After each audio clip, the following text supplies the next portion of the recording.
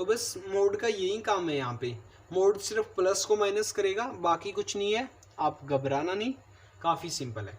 अब ये माइनस, वैसे तो यदि ये मोड नहीं होता तो इसका जो आंसर आता वो माइनस का 1 आता, लेकिन अब ये मोड है, माइनस को भी प्लस करेगा तो इसका आंसर कितना आ जाएगा, सिर्फ 1। अब इसका आंसर 1 ही आना है।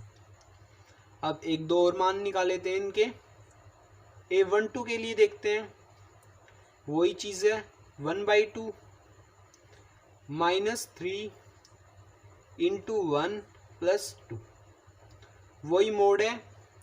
अब इसमें क्या है 1/2, ये 3 से मल्टीप्लाई होगा तो -3 और 2 इसमें ऐड करेंगे तो माइनस का 1 बचेगा, तो ये माइनस का 1 हो गया। अब वापस ये यहाँ पे मोड ही है, वो तो मोड रहना ही है। अब ये माइनस का भी प्लस हो जाएगा तो इसका आंसर 1/2 ही रह जाएगा, और यदि मोड नहीं होता तो ये माइनस का हो जाता, लेकिन अब मोड है तो प्लस का रहेगा। अब A13 के लिए देख लेते हैं, इसके लिए कितना है 1/2 -3 × 1 + 3 = 1/2। अब देखिए यहाँ पे ये माइनस का 3 है, ये प्लस का 3 है, दोनों कैंसिल हो गए, 0 बनेंगे, तो यहाँ पे 0 हो गया। अब यदि अपन 0 को किसी से भी मल्टीप्लाई करें तो उसका मान तो आना 0 ही है, तो अपन इसको बोल सकते हैं कि यदि इसको इससे मल्टीप्लाई करेंगे तो 0, वैसे ही इसका मान इन्फिनिटी होता है, लेकिन यदि यहाँ पे अपन 0 रखें तो भी सही है, कोई गलत नहीं होगा। और अब A14 का निकाल लेते हैं, इसके लिए कितना है A1/2 और यहाँ पे -3 × 1 प्लस के 4। अब देखिए यहाँ पे प्लस की एक वैल्यू आई है तो 1/2 × 1। अब मोड का तो वैसे यहाँ पे कोई काम भी नहीं है क्योंकि ये प्लस की वैल्यू है, तो इसका आंसर जो है 1/2 आ जाएगा। अब मैं आगे की और निकाल के दे सकता हूँ आपको। यदि आपको ये समझ में आ गए तो आप वीडियो को स्किप कर सकते हैं, बाकी जिससे नहीं समझ में आए वो वीडियो को आगे देख लीजिए। A21 वैसे तो इसमें कुछ है नहीं, वही बस सिंपल कैलकुलेशन करते आ रहे हैं अपन। यहाँ पे 1/2 है, यहाँ पे कितना है -3, अब की बार सिर्फ 2 से मल्टीप्लाई होगा, बाकी ये चीज़ तो रहनी है यहाँ पे। जैसे जैसे अपन आगे चलेंगे तो +1, तो 3 × 6, 3 × 2 कितने हो गए 6 हो गए, प्लस का 1 ऐड करेंगे तो उसमें से 5 बचेंगे, तो ये यहाँ पे -5 हो गए। अब ये -5 मोड की वजह से फिर से प्लस हो जाएंगे और यहाँ पे बचेगा 5/2। अब A22 का निकाल लेते हैं, ये और निकाल देता हूँ, बाकी आप निकाल लीजिए। यदि आपको समझ में नहीं आया तो आप वीडियो को फिर से सही देखिए, काफ़ी आसान क्वेश्चन है, वैसे दिक्कत ही नहीं होगी, इतने आसान क्वेश्चन है। तो यहाँ पे कितना हो जाएगा 1/2 -3 × 2 + 2, तो 3 और 2 कितने हो गए मल्टीप्लाई बाई 2 -6, और इसमें 2 ऐड करेंगे तो कितने हो जाएंगे प्लस के 4। वैसे तो माइनस के होंगे लेकिन मॉडुलस की वजह से ये भी प्लस हो जाएंगे। और अब यहाँ पे कितने बचेंगे सिर्फ 2, क्योंकि 2 से मल्टीप्लाई होने की वजह से कैंसिल आउट हो गया और 2 बचा है। तो वही, अब ये जो मान है इनकी जगह रखते जाना, यहाँ पे 1, यहाँ पे 1/2, यहाँ पे 0, यहाँ पे 1/2, यहाँ पे 5/2, यहाँ पे 2, ऐसे ही आगे मान रखकर और इस अवयव की रचना करनी है। और ये जो सेकंड है ये तो काफ़ी सिंपल है, तो हलवा है एकदम, बस इसकी इसी तरह ही इमेज बनानी है। यहाँ पे जो बनेगी A11, A12, A13, A14, और यहाँ पे A21, A22, A23 और A24, यहाँ पे A31, A32, A33 और A4, और ऐसे आप इन सब के मान निकाल लीजिए। जैसे अब की बार मैं आपको कोई रैंडम निकाल के बताता हूँ, जैसे कि यह A34 का निकाल देता हूँ, वैसे इनमें बस मैंने निकाल दिए हैं, पीछे भी निकाल रखे हैं, तो A34 का निकाल देता हूँ। तो यहाँ पे कितना रखना है अपन को, आई की जगह तो 3 रखना है और जे की जगह 4, तो 2 इंटू 3 माइनस 4, तो 3 इंटू 2 कितने हो गए 6, माइनस 4 कितने हो गए 2, 6 माइनस 4 इज इक्वल टू, तो ये इसका मान हो गया। ऐसे करके आप एक एक के मान निकाल के इसमें रख दीजिए और क्वेश्चन अपना कंप्लीट हो गया। तो बढ़ते हैं नेक्स्ट क्वेश्चन की तरफ, क्वेश्चन नंबर 6 की तरफ। तो चलिए स्टार्ट करते हैं क्वेश्चन नंबर 6। काफ़ी आसान क्वेश्चन है, एकदम हलवा बराबर है, छोटे से समीकरणों को सॉल्व करना है, बाकी क्वेश्चन सिंपल सा है। सबसे पहले आपको सारणिक की एक कंडीशन पता होनी चाहिए कि सारणिक यदि कोई दो सारणिक समान है तो उसके जो संगत जो अवयव होते हैं वो भी समान होंगे। जैसे A112 जिस सारणी के इक्वल है उसमें भी A112 का मान इक्वल होगा। जैसे जैसे जो सारणी जो इक्वल हैं उनके जो एलिमेंट्स हैं वो भी इक्वल होंगे, जो संगत अवयव है। जैसे A11 है ये इसके A11 के इक्वल होगा, ये जो 5 एलिमेंट है ये इसके इक्वल आप देख पा रहे हैं। तो ऐसे ही होंगे बस, ये देखिए यहाँ पे 5 प्लस जे, यानी कि यहाँ पे जे की ऐसी वैल्यू है कि इन दोनों का मान इसके बराबर होगा। बस ये चीज़ अपन को देखनी है। तो सबसे पहले आप ये चीज़ याद रखिए कि सारणिक की जो मान होता है वो जो उसके संगत अवयव के मान है उसके इक्वल होगा यदि सारणी दोनों समान हो। तो कुछ नहीं है, दोनों सारणियाँ इसने खुद दे रखी कि इक्वल हैं, तो इक्वल हैं तो उनके संगत अवयव भी इक्वल होने चाहिए। तो अपन सीधा उससे लिख सकते हैं कि अपन जानते हैं सारणिक से कि यदि कोई दो सारणियाँ समान हैं तो उनके संगत अवयव भी समान होंगे। ये बात आप लिख सकते हैं, बाकी यदि आप नहीं लिखो तो भी ठीक है। वैसे आप लिखते हो तो आपका इम्प्रेशन बनता है टीचर के प्रति, तो बाकी आप नहीं लिखो तो भी कोई दिक्कत नहीं है। यदि आपके पास समय की कमी है तो आप मत भी लिखना, कोई दिक्कत नहीं है। एग्जामिनर आपके उसमें ना ही मार्क्स काट सकता है ना ही आपको दोषी ठहरा सकता है। तो चलिए, अब मैंने आपको बताया था उसमें क्रॉसपोंड जो संगत जो अवयव है वो समान होंगे, यानी कि यहाँ पे A11 है इसके A11 के इक्वल होगा, तो सीधा इसका जो y का मान है वो कितना आ गया 4 आ गया। ये A12 है ये भी A12 के इक्वल होगा, यानी कि j की वैल्यू कितनी आ गई 3 आ गई। ये 1 के इक्वल होगा, यानी कि x की वैल्यू कितनी आ गई 1 आ गई। ये तो सोल्व हो गए यहाँ पे। अब सेकंड को सोल्व कर लेते हैं, ये फर्स्ट वाले का आंसर था। अब देखिए सेकंड वाले में इसने दो एलिमेंट्स एक साथ दे दिए, तो दो एलिमेंट्स एक साथ देने से क्या होता है, सिंपल करना तो वही अपन को, बस इनके मान इक्वल रखने हैं। अब अपन जानते हैं कि ये जो A21 है इसका मान A21 के इक्वल होना है, यानी कि 5 प्लस जे इज इक्वल होगा 5 के। तो अब j की वैल्यू निकालेंगे तो 5 उस साइड जाएगा, यानी कि j इज इक्वल हो गया 0 के। ये z की वैल्यू हो गई। अब अपन को x y की वैल्यू निकालनी है, लेकिन इसमें तो अपन को कोई भी वैल्यू गिवन नहीं है, कैसे निकालें। तो देखिए इससे अपन निकाल सकते हैं। यहाँ से अपन क्या करेंगे, इसमें देखना ये वाला लेते हैं अपन को पता है ये इसके इक्वल होगा, तो अपन लिख सकते हैं x into Y is equal होगा 8 के। या फिर अपन क्या लिख सकते हैं, जो x है वो इक्वल है 8/y के। ये चीज़ अपन को पता है।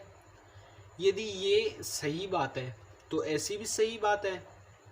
तो अब अपन इसको आगे सॉल्व कर लेते हैं। x की वैल्यू अपन को मिल गई ना, तो सिंपली अपन इसमें पुट करके इसके इक्वल रख के मान निकाल सकते हैं।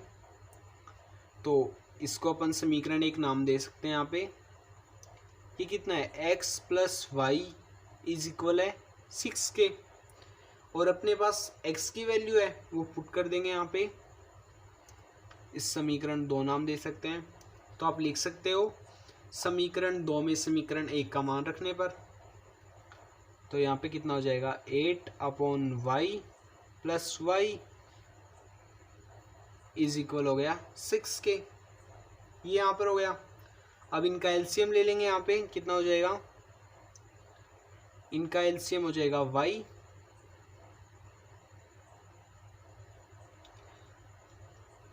देखिए आप एलसीएम लेने का झमेला भी खत्म कर सकते हो। इसमें y से मल्टीप्लाई है ना, ये y से इसका डिवाइड है, तो सभी को y से मल्टीप्लाई कर दो, y का झंझट ही खत्म हो जाएगा। तो ये कितना हो जाएगा 8y plus Y square is equal 6y। ये तो y बचेगा ही नहीं, क्योंकि इससे y को डिवाइड किया तो y कैंसिल हो गया, तो ये बचा है यहाँ पे। अब इतनी तो वैल्यू बची है, अब इसको इस साइड ले आओ, Y square minus 6y plus 8। अब ये द्विपद गुणनखंड बन गया है, इसके जो मान है वो 2 निकल के आएंगे, तो वो भी हल। अब यहाँ पे अपन को द्विपद गुणनखंड सोल्व करना है, तो वो भी कर लेते हैं हम। यहाँ पे ये थोड़ी सी यहाँ का एरिया भी ले लेते हैं अपन।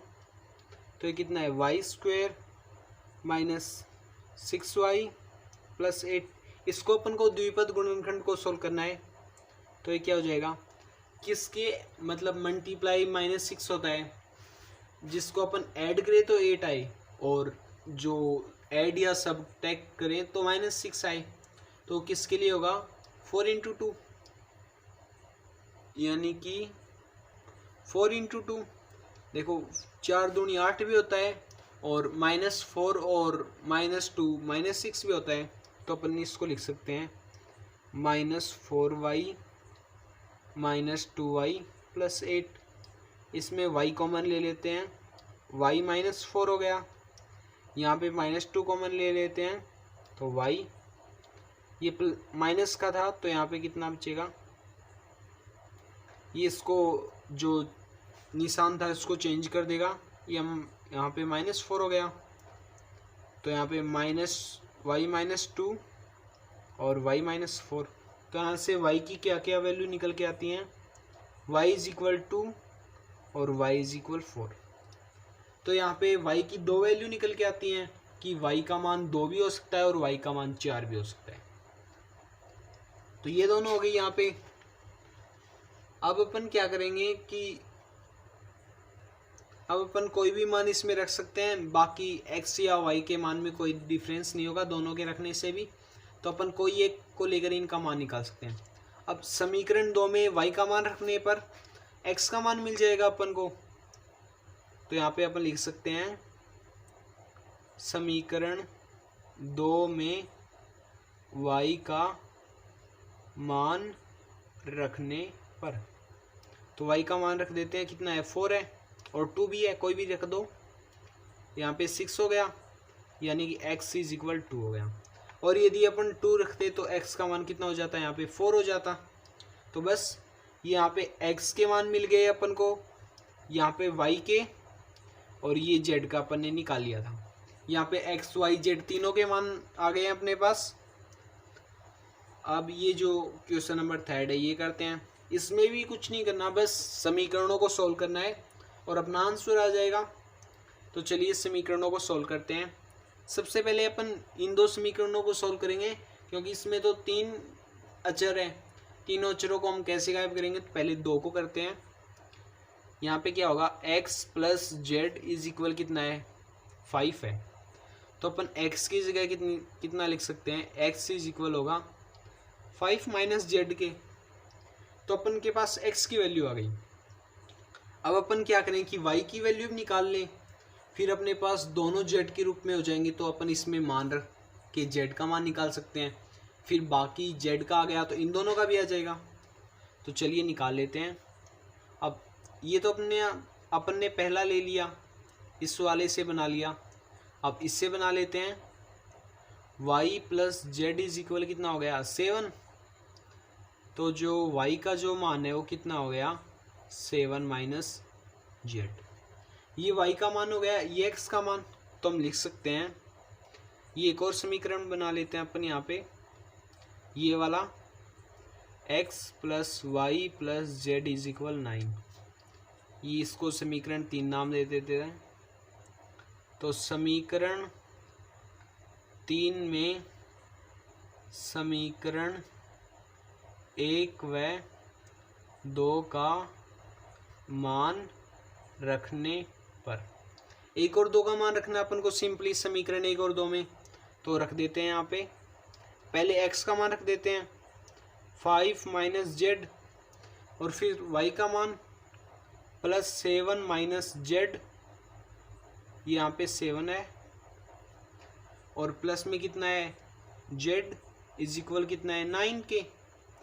तो यहाँ से माइनस जेड प्लस जेड से कैंसिल आउट हो गया, और 5 में से 5 प्लस के हैं और 7 भी प्लस के हैं, तो कितने हो गए 12 है। तो जेड प्लस 12 है इज इक्वल 9 हो गए, यानी कि जेड की जो वैल्यू वो कितनी हो गई, ये 12 उस साइड जाएगा तो माइनस का, यानी कि जेड की वैल्यू कितनी हो गई 3। अब जेड की वैल्यू समीकरण 1 और समीकरण 2 में रखने पर अपन को x और y के मान भी मिल जाएंगे। तो अपन क्या लिख सकते हैं कि समीकरण 4 का मान समीकरण 1 व 2 में रखने, इन दो में रखना है, फिर अपन को x और y की वैल्यू मिल जाएंगी। तो x का मान कितना हो गया 5 माइनस जेड का मान कितना है 3 है, तो x की वैल्यू कितनी होगी 2, और y की वैल्यू के लिए z का मान कितना है यहाँ पे 3, तो 7 माइनस 3 इज इक्वल कितना हो गया यहाँ पे 4। अब आप इनको चेक भी कर सकते हैं कि इनका मान क्या क्या है। ये अपने पास x की वैल्यू आ गई, ये अपने पास y की वैल्यू आ गई, और ये अपने पास z की वैल्यू आ गई, तीनों की वैल्यूज आ गई हैं। अब अपन इनको चेक भी कर सकते हैं। देखिए यहाँ पे क्या बोल रहा है x, y और z का जो ऐड है वो 9 होना चाहिए। आप चेक कर लीजिए, 4 और 2 6 और 3 9 हो गए, और यहाँ पे भी चेक कर लीजिए x और z की जो ऐड है वो कितना होना चाहिए 5। तो ये x है और ये z है, 3 और 2 5 हो गए, और यहाँ पे क्या है y और z का ऐड 7, ये y हो गया और ये z और 7। तो अपना क्वेश्चन नंबर 6 भी कंप्लीट हो चुका है। काफ़ी सिंपल क्वेश्चन था। यदि वीडियो अच्छी लग रही है तो मैं अब भी कह रहा हूँ लाइक कर दीजिए प्लीज़, मुझे आपका सपोर्ट चाहिए। क्वेश्चन नंबर 7 पर चर्चा करते हैं। क्वेश्चन नंबर 7 भी क्वेश्चन नंबर 6 की तरह ही है, सेम, बस इसमें ABCD दे रखे हैं, तो सेम वही क्वेश्चन है। देखिए क्या बोल रहा है इसमें कि समीकरण, ये वाला इसमें समीकरण दे रखा है इसने, ये इसके इक्वल है, यानी कि ये तो अपन को पता है ये सारणी अपनी, और दो सारणी की यदि समान है तो उनके संगत अवयव भी समान होंगे, इनसे अपने समीकरण बन जाएंगे, और फिर हम सिंपली ABCD के मान निकाल लेंगे। तो सबसे पहला ही अप्लाई कर देते हैं। a minus B is equal कितना है -1, a11 से, तो इसमें a की वैल्यू कितनी हो जाएगी -1 और प्लस b, ये a की वैल्यू आ गई। इसे अपन समीकरण 1 नाम भी दे सकते हैं। अब अपन को a की वैल्यू अपने पास आ गई, और इसमें देखिए 2a यानी कि a इन्वॉल्व है, यानी कि इसमें c की वैल्यू निकल सकती है। यदि अपन a की वैल्यू से निकालना चाहें तो अपन इसमें मान रख देते हैं। लेकिन देखिए एक दिक्कत है, यदि अपन ने इसमें a का मान रख देते हैं तो ये b के रूप में रह जाएगा।